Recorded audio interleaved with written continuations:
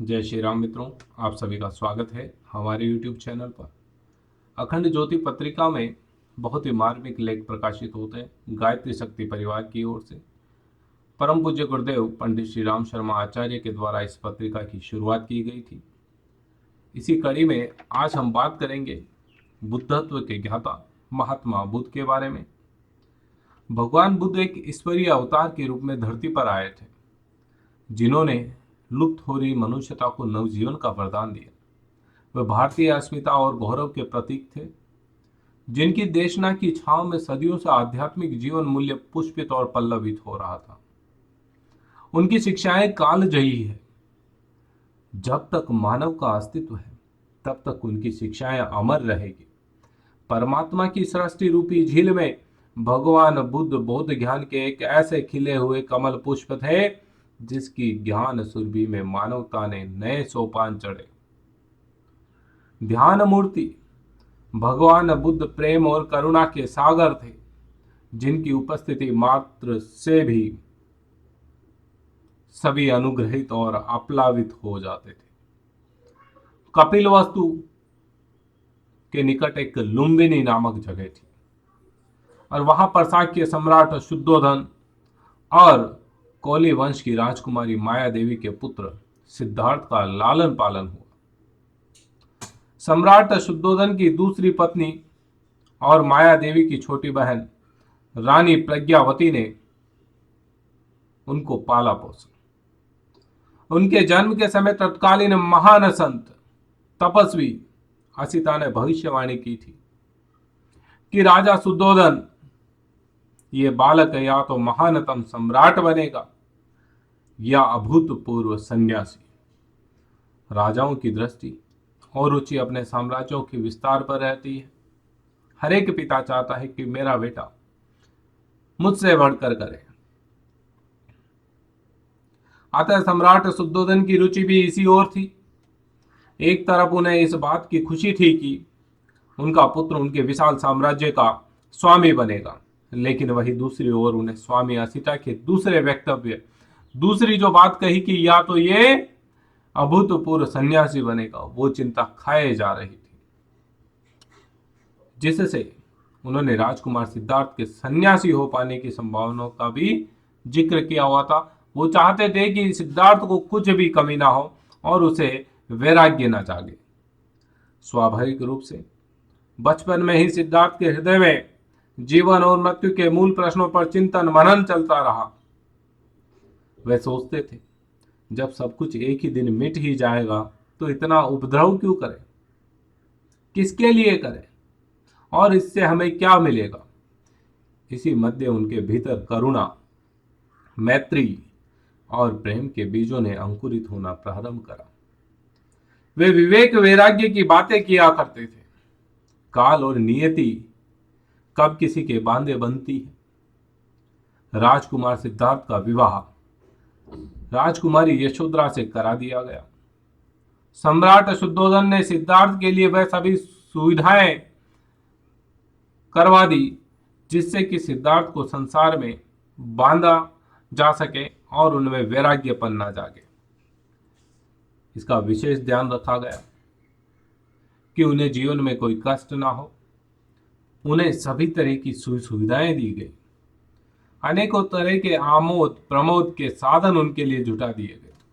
सम्राट के ये प्रयास उनके मनोरथ को पूर्ण करने में असफल रहे और उन्होंने सिद्धार्थ के मुक्ति पथ पर चलने के भाव को और दृढ़ किया। सिद्धार्थ इस सांसारिक चकाचौंध से उब गए और सत्य को सिद्ध करने की दृढ़ प्रतिज्ञा ले ली। जीवन में प्राप्त सभी साधन सुविधाओं को छोड़कर, प्रिय परिवारजनों को सोते हुए छोड़कर, उस अंधियारी काली रात में शाश्वत सत्य की खोज में निकल गए। साथ में अपना प्रिय अश्वकंतक और सेवक चन्ना को साथ ले गए। इस अज्ञात पथ में ये भी तब तक साथी थे जब तक राज्य की सीमा ना आ जाए। राज्य की सीमा पर जाकर उन्होंने सबका मन मोह लेने वाले अपने केशों को नदी में विसर्जित कर दिया। अपने राजसी वस्त्र उतारे आभूषण सेवक को देकर उन्होंने उसे राजमहल लौटने के लिए कहा। एक साधारण सा चीवर पहन लिया। वह सत्य के अन्वेषण के लिए आत्म प्रेरित पथ पर आगे बढ़ने लगे। सत्य के खोज में उन्होंने सभी गुरुओं से प्राप्त ज्ञान को आत्मसात किया। जीवन सत्य जिनके पास जो भी था और उसके अनुभव के लिए उन्होंने जितनी भी कठिन साधनाएं बताई, वो सारी साधनाएं करी। सब साधनाओं को पूरा कर लिया।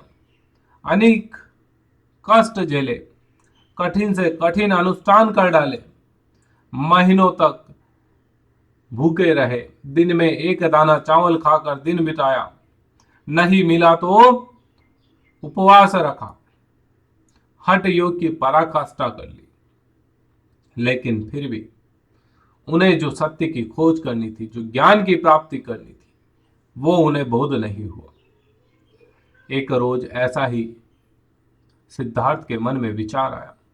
इतना समय गुजर गया, फिर भी मैं जिसके लिए यहां आया हूं वो अभी तक मुझे प्राप्त नहीं हुआ। दृढ़ संकल्प होकर बैठे और समाधि लगा ली और अपना दृढ़ निश्चय किया कि अब जब तक मुझे सत्य का बोध नहीं होगा मैं अपनी समाधि नहीं खोलूंगा और यहां से उठूंगा नहीं। सिद्धार्थ का संपूर्ण अस्तित्व उस परम अर्थ की खोज में आत्मलीन हो गया। इसी क्रम में 3 दिन 3 रात का समय निकला और आखिरकार वो शुभ घड़ी आ गई जब उन्हें उनके अस्तित्व ने परमात्मा चेतना का दिव्य स्पर्श पा लिया। संपूर्ण प्रकृति ने उन पर अपने आशीष की वर्षा की। सिद्धार्थ ने संबोधि की अवस्था प्राप्त कर ली। ईश्वरीय अंश को अपने स्रोत से साक्षात्कार हो चुका था। बिहार प्रांत के बोध गया में आज भी वह वृक्ष इस बात का साक्षी है। इस दिव्य क्षण का गवाह है। पास के गांव की एक युवती सुजाता उस वृक्ष को पूजा के लिए आया करती थी, उन्हें भोजन दे जाया करती थी। आज जब वह वहां पहुंची तो सिद्धार्थ के चेहरे पर उस अलौकिक आभा को देखकर उसका मन श्रद्धा से भर गया और तब सुजाता ने ही उन्हें सर्वप्रथम बुद्ध कहा था, बुद्ध कहकर संबोधित किया था। यह आजकल की करी हुई तपस्या नहीं, ये विगत 7 वर्षों का कठोर तप था जिसका फल आज मिला। भगवान बुद्ध जरा जीर्ण समाज को नवजीवन देने निकल पड़े। उन्होंने सारनाथ में अनेक अपने पूर्व परिचित 5 सन्यासियों को अपना पहला धार्मिक उपदेश दिया। हमारे समाज में इससे पूर्व पंच प्रथा का चलन नहीं था। यहीं से पंच परंपरा की नींव पड़ी, यानी जिस सत्य के साक्षी 5 लोग हैं वह स्वीकार्य है। साधन संपन्न, ऐश्वर्य संपन्न, लेकिन जीवन में रिक्तता का अनुभव कर रहे बड़े से बड़े सम्राटों को बुद्धत्व का संस्पर्श मिला और उन्होंने उनके दिखाए श्रेष्ठ पथ पर चलने का निश्चय किया। राजगृह के सम्राट बिंबसान ने उन्हें अपना गुरु बनाया था, गुरु स्वीकार किया। उन्होंने विशाल वेणुवन उन्हें दान दिया, जिसमें उस समय की बात है 10,000 बौद्ध भिक्षु एक साथ बैठकर ध्यान किया करते थे। सम्राट सारीपुत भी उनके शिष्य हो गए और भगवान बुद्ध दुनिया के पहले ऐसे गुरु थे जिन्हें उनके उन मार्गदर्शकों ने गुरु रूप में स्वीकार किया जिन्हें से कभी उन्होंने मार्गदर्शन प्राप्त करने का प्रयत्न किया। श्रावस्ती के उनके एक शिष्य अनिरुद्ध ने बुद्ध को तथागत नाम दिया, जिसका अभिप्राय है जो अजर अमर है, न कहीं जाता है और न ही कहीं से आता है। ऐसी ही एक अनोखी घटना तब घटी जब भगवान बुद्ध परिव्रजा करते हुए वापस अपने राज्य लौटे। उनकी पत्नी यशोधरा ने कहा, जो आपने घर से भागकर खोजा क्या घर में नहीं मिल सकता था? बुद्ध मुस्कुरा गए और मौन रहे। जब पत्नी ने फिर से ताना कसते हुए कहा, अपने एकमात्र पुत्र को देने के लिए आपके पास क्या है? तो बुद्ध बोले, बुद्धत्व है। इतिहास गवाह है, पिता द्वारा पुत्र को संन्यास की वसीयत दिए जाने वाली यह पहली घटना थी। अगले ही दिन राहुल अपने भगवान बुद्ध के समूह में आगे आगे चलता रहा। 51 वर्ष की अवस्था में राहुल का देहावसान हो गया। राहुल जीवन भर बौद्ध भिक्षु रहे और धर्म का प्रचार करते रहे। भगवान बुद्ध ने स्त्रियों के लिए सबसे पहले संन्यास का दरवाजा खोला। नगर वधु आम्रपाली ने उन्हें अपना गुरु स्वीकार किया और संन्यास की दीक्षा ली। बुद्ध के प्रभाव से विस्मित उनकी माता रानी प्रज्ञावती और उनके 6 महीने बाद पत्नी यशोधरा ने भी संन्यास ग्रहण कर लिया। उनके द्वारा दीक्षित स्त्री संन्यासियों की संख्या हजारों में थी। भिक्षुणी, खेमा, प्रज्ञाधारा, धर्माधीना, उत्पल वर्णा, विशाखा, ये प्रमुख उनकी शिष्याएं थी। भगवान बुद्ध ने पंचशील के सिद्धांत का प्रतिपादन किया। ये सिद्धांत कहता है, अहिंसा का पालन करो, चोरी न करना, वासना से मुक्ति पाओ, झूठ का त्याग करो और व्यसनों से अपने आप को बचाओ।